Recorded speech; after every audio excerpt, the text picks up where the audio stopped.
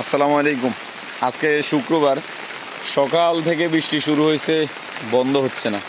গতকালকে সকালে অনেক বেশি বৃষ্টি হয়েছে, 1-1.5 ঘন্টা 2 ঘন্টা আপনার বৃষ্টি হয়ে এরপরে কিন্তু বৃষ্টি বন্ধ হয়ে গেছে।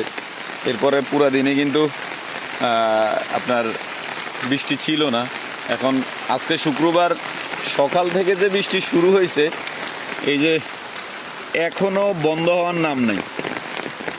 নোয়াখালীর অবস্থা আসলে খুবই খারাপ, কারণ আবাদি জমিগুলো কিন্তু পানির নিচে চলে গেছে। মানুষের লক্ষ লক্ষ টাকা ক্ষতি হয়ে যাচ্ছে।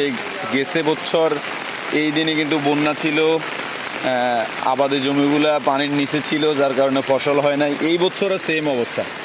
কি পরিমাণ বৃষ্টি হচ্ছে, এই যে এখন আবার বেড়ে গেছে।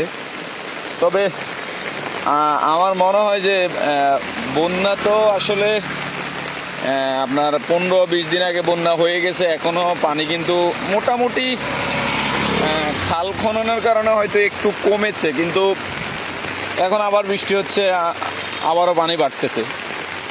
এই হলো অবস্থা। তো নোয়াখালী জেলার জন্য সবাই দোয়া করবেন ভাই, অবস্থা খুবই খারাপ সবার।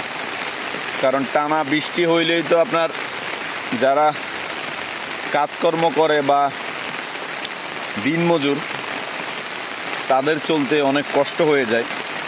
এই হলো অবস্থা। সবাই নোয়াখালীবাসীর জন্য দোয়া করবেন।